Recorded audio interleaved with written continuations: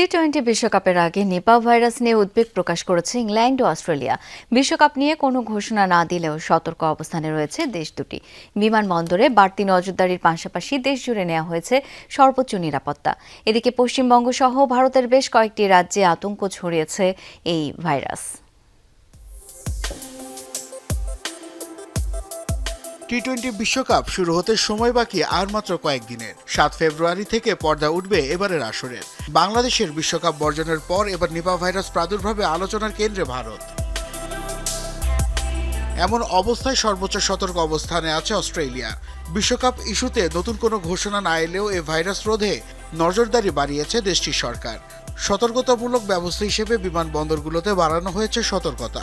Australia সরকার এই পরিস্থিতি নিবিড়ভাবে পর্যবেক্ষণ করছে বলে জানান দেশটির স্বাস্থ্যমন্ত্রী মার্ক বাটলার।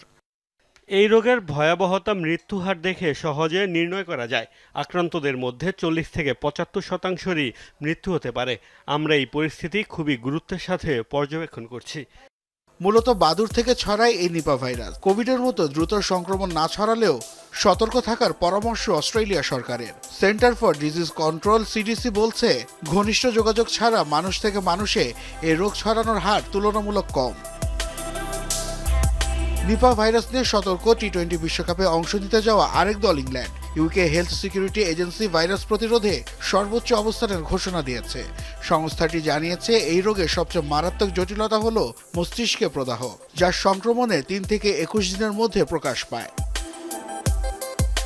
এশিয়ার বেশ কিছু দেশ ও ভারত থেকে আগত যাত্রীদের জন্য স্বাস্থ্য পরীক্ষা এবং বিমানবন্দর নজরদারি জোরদার করেছে দেশটির সরকার। বিশেষজ্ঞরা বলছেন, এই ভাইরাসটি বিশ্বজুড়ে ছড়িয়ে পড়ার বড় কোনো ঝুঁকি না থাকলেও সতর্কতার বিকল্প নেই।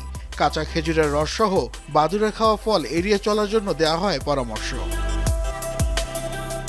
এদিকে টি-20 বিশ্বকাপ আয়োজনে পুরোপুরি তৈরি ভারত। তবে শেষ পর্যন্ত নিপা ভাইরাসের চোখ রাঙানি উপেক্ষা করে টুর্নামেন্ট আয়োজন করা বড় চ্যালেঞ্জ হয়ে দাঁড়াচ্ছে দেশটির সামনে। নাসিফ শুভ, যমুনা স্পোর্টস,